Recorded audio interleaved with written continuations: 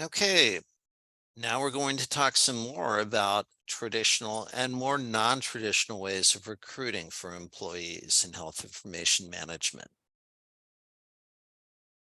And a little bit more about this type of thing. We do the typical types of advertising. What are some of the pros and cons? Well, it's fairly cheap, fairly reliable.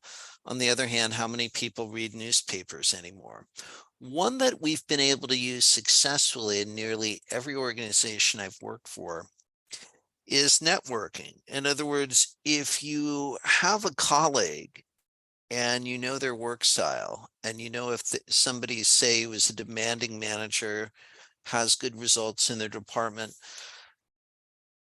somebody like that might know of somebody. People know each other through LinkedIn and association meetings and everything else. Great way to recruit. Now, of course, we have the internet. We have job sites, Monster, Indeed, jobs.com, all these different things. People are familiar with them. Um, some of them are more successful than others. Job fairs are definitely a good thing for college campuses. We used to have them for health professions at one of the community colleges I work for. Then, of course, with COVID, that kind of went by the wayside a little bit. Now we're kind of coming back, but they're going to be both in person and virtual. And that's a little bit of an adjustment for people. For high level leadership positions, sometimes firms will hire an agency. And the way it works is the headhunter will recruit somebody. And you see this a lot in the sciences. There's not too many people that are high level genetic scientists. There are not many people that can do chemical vapor deposition or biotechnology or microorganisms screening for biologic medicines, all these other things.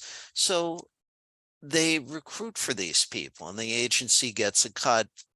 And allegedly, these recruiters are very skilled and know what they're looking for. Again, that's varied. Of course, all these agencies say that they're great at looking for these people. Reality is they may not be a whole lot better than some of the people you network with. So again, sometimes it works well and sometimes it fails spectacularly. And then one that's kind of making a little bit of a comeback that some of you new grads might be interested in is this one, the apprentice program, which kind of relates to growing your own. So we saw a lot of this with file clerks and other classifications getting laid off or their jobs being eliminated. Is we would train people how to be coders, coding apprentice programs. And these are good in the sense they take a lot of time to set up, a lot of resources, and sometimes people aren't all that interested in doing it, which kind of leads to the next set of things, which is outsourcing, which we'll talk about in a little bit. So when we recruit for jobs, a couple of things that I can just sum up in one set here. We could talk about discrimination laws, EEO, Section 7, all these other things, is equity. What does that mean? If I could spell it, equity. What this means is everyone must have the same opportunity to be hired, right? So what that means is everybody, even if they're an internal transfer, they have to go through the same job portal. The pay range is the same. You're demanding the same skills, everything else, right? So everything has to be the same. If you are going to require a coding skills test or a skills demonstration, as some places like to say, everyone must take the same test. So in other words, it's got to be a fair opportunity for everyone.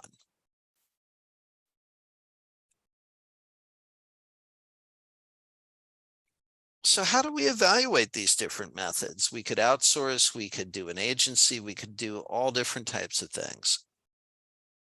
You have to look at how many qualified applicants were hired successfully.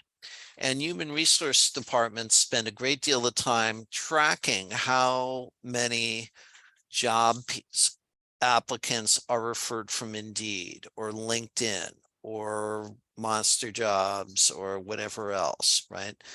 And they like to have what they call hire time down, and that's the time from the job rec being posted to the interview, the offer, the acceptance, and the start date. And then, of course, related to what we talked about in terms of equity and all these other things is they evaluate the diversity of the applicant pool. And while we don't hire based on quotas typically, if you're not having a group of hires that is reflective of the general population of the area you live in, you're asked why. And so you come up with a plan, right? I've been involved in writing some of these plans. Very, very, very common thing to do.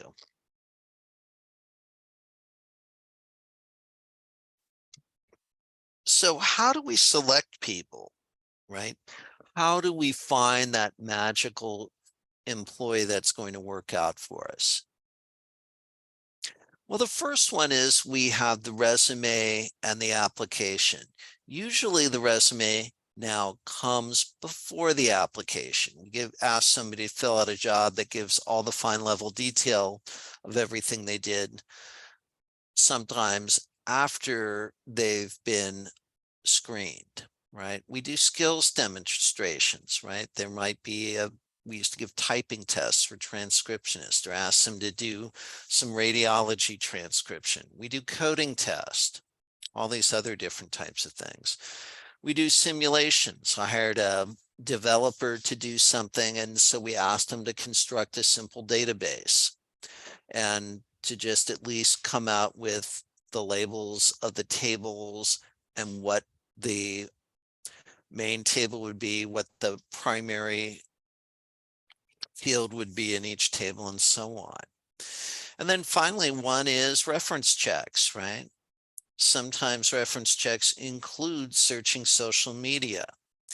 If you have somebody who you're going to be hiring in that's going to be working with people, you might want to make sure that they are not having extracurricular habits and hobbies that are inconsistent with the organization's values, that they display good judgment, right?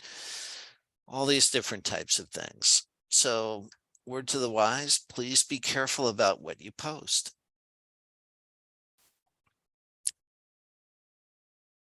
We'll get more in the weeds on interviews in just a little bit.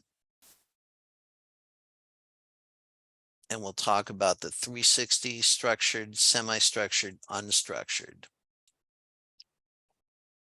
So we'll get more in the weeds about interviewing, and I'll also be posting for your information some training material that I developed for one of my past positions.